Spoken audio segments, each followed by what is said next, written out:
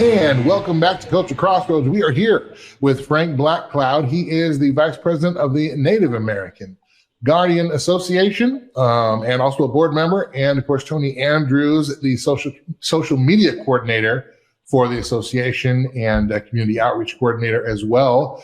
We talked quite a bit about the petition to have in the last segment, the petition to change the names of the Washington Commanders and Cleveland Guardians back to Redskins and Indians, respectively.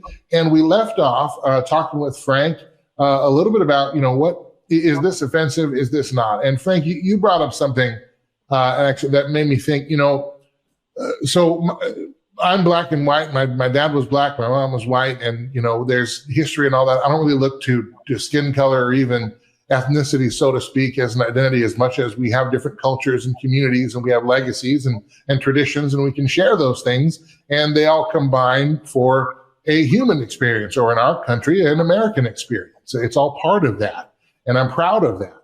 And, for example, I get asked all the time, and I mean all the time. In fact, last week I was at Walmart, and there's a little lady, when you go into Walmart, you leave, and they're checking your bags, making sure you're not stealing. And she stopped me for a second, and she started speaking to me in Spanish, because to many people I look either Mexican or Samoan or some kind of Latin or island. And I said, no, I don't speak Spanish and that kind of thing. And then we got into a whole conversation about my ethnicity and my history and so on and so forth. We're told by, and even using your words, we're told by a lot of leftist propaganda and progressive propaganda that we're not supposed to talk about ethnicity, and we're not supposed to talk about, because that's offensive. And if you ask somebody a curious question based on, what they look like or what they're wearing, that you are just inherently being racist and mean and oppressive and all these other things. Whereas I find it, at least to me, I love to engage in that kind of stuff. I'm glad when people are interested and when people are curious about your history, and when some of that history, might show through in what I look like. I don't take offense to that. I'm happy to share it as it's appropriate. And I wonder, do you take a similar view to that? Like, for example, if people are curious about, about Native Americans, about Indian culture, do you like to entertain the curious kinds of questions when people want to know? Because, it's becoming so erased in our culture. We barely even remember the caricatures of old movies and things like that. What do you respond to that? Or how do you respond, Frank? Well, part of the reason why we started the Native American Guardian Association about 8 years ago, and it was started by my aunt, Eunice Davidson, and Andre Billadu. And we created this organization to educate people about the things that we've been going through. I was a part of a group that tried to save the Fighting Sioux here in North Dakota. And we were at our backs against the wall in that whole case. And I tell you what, when you battle to keep yourself alive and in the forefront, the biggest thing that we saw, the largest obstacle that we had to face, was trying to educate those that didn't know. We spent literally tens of thousands of our own dollars just trying to educate people in the state of North Dakota about the importance of keeping the Fighting Sioux name, the image, the colors that are in the Fighting Sioux name and image, the meaning behind all of it. The artist, Ben Green, that created that image, he tells you exactly what each color is for, and every bit of it has a meaning to us. So yes, we love to educate anybody and everybody that wants to know about American Indian culture. I myself, I'm colorblind, so I don't see color. I don't see an Indian race, a white race, a black race. I see a human race. And that goes not just in America, but across this whole world. We are human, and we are the one race that is intelligent enough. And so why are we shooting ourselves in the foot about this? Why are there some groups that oppose us and feel that they know better than us? We need to try to stop them and educate them to let them understand how we feel. And this was a great platform for us to get going. We've helped numerous schools in the high school arena, the elementary schools, to keep their names and their imagery. And so we do that. That's a part of our outreach. We also have an educational portion that anybody can go on there They can join our group at Native American Guardian Association.edu or even .org. They can join us up. We'll teach you anything that if you have questions, reach out to us. We're here to help you. We want to make sure that people understand what it is and why it's so important for us to stay at the forefront. We're defeated people in their eyes, and we're actually not. We're probably one of the greatest. We're the original. And so we've endured quite a bit. And to have these groups that try to tell us, hey, it's time for you to go. No, I'm sorry, we're not going anywhere.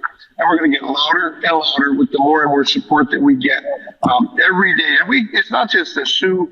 We have Navajo, we have Hopi, we have Blackfeet, you name it. We've got pretty much a representative of almost every tribe, a part of our organization. And we're just trying to do a lot more outreach so that people can fully understand the importance of keeping these names and images alive and well in the American society, because it's who we are. We're warriors, and we're not going to give in to a couple people that, for lack of better words, get their panties in a wad over something that they have no business getting a part of, because they're not us. So who are they to tell us how we should feel? And we just want to educate them. We always go in peace to every organization or a school that asks us. We go there in peace. We go there to help them understand as kindly as we possibly can. And believe me, sometimes you meet with some of these people that you're wondering how they got out of the third grade, because they really don't understand, where we're coming from. They don't understand plain English. When we tell them no, they think that means that they have to try another way to get us to be convinced that they're right and we're wrong. And we're not going to do that. We're going to keep going and going what we should do and how we feel Native Americans should actually be portrayed. And using the names and the imagery, I tell you what, that if you were American Indian, you would feel something really glorious inside when you see that. And I know I do. I wear everything I possibly can. If there's an American Indian image on it, I'll go buy it. It doesn't bother me, because I like to show people that, hey, I'm an American Indian. And if it starts a conversation where I'm able to educate them, all the better.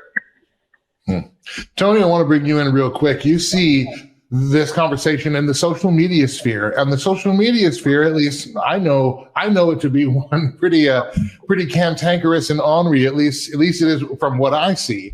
But what is some of the reaction that you get from the work that the Guardians Association does, whether positive, negative, or otherwise? What are you seeing? Do you see the same perspective that your movement holds? Do you see that reflected in those who are part of the online community, or do you not? Exactly the same. I think there's a couple of key items. Number one, our motto is educate, not eradicate.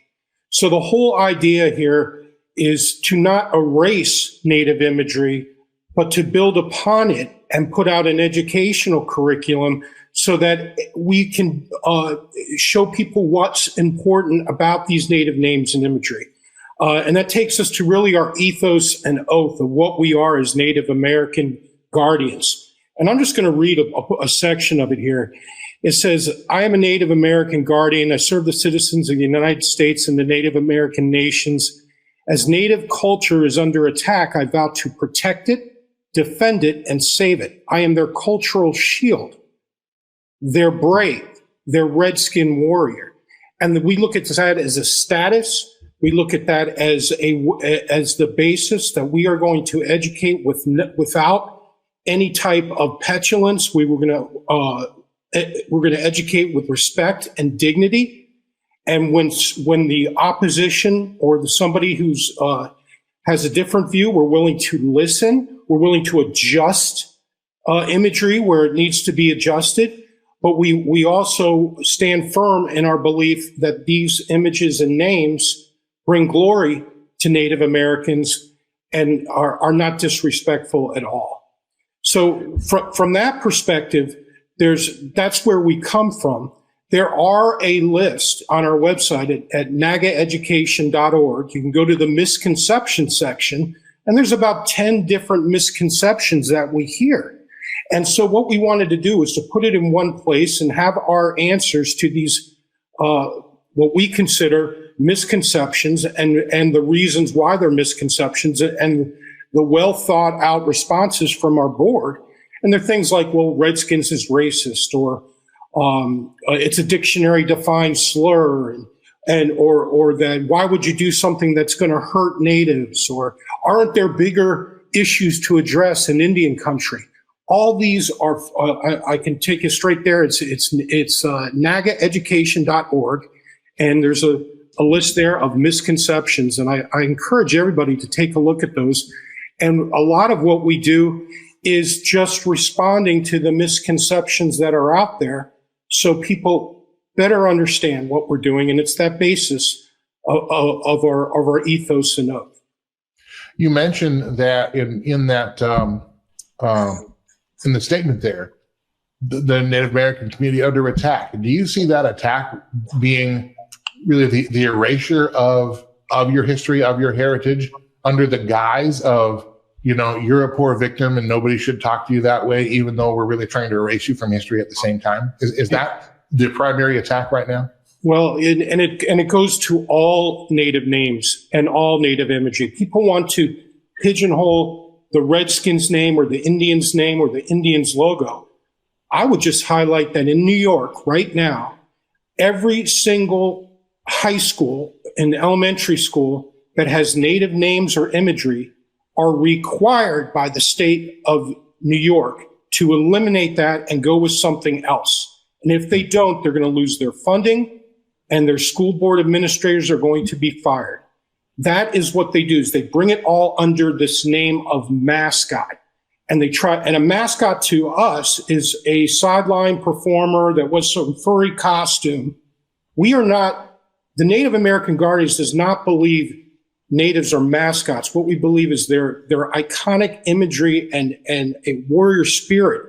And there is no mascot. What that is our vision of who we are as a warrior race and a status. And that is different than a mascot. And they try to just bundle it all together, call you a mascot, and belittle the movement. And that's incorrect in our opinion. Frank, I want to bring you in one last question here. Give you the last word on the topic, but also and on the association, and also maybe just tie a bow on, if people want to, or what is the best way for people, and I would even say really for people who are not Native American, who are not American Indian, what have you, but who want to help share in the legacy and who want to pass it on or tell stories. What is the best way they can do that, and how does NAGA help equip them to do that? Well, the best way to help us is to go on our websites and join us. There's a forum there that you can join. You can make a contribution if you like. And if you want to make a contribution, you'll get a nice gift for doing that as well, depending on the level of contribution that you make. But you'll receive some gifts that have some of our logo and our name and stuff on it. You'll also get some literature that'll help you guide you through it.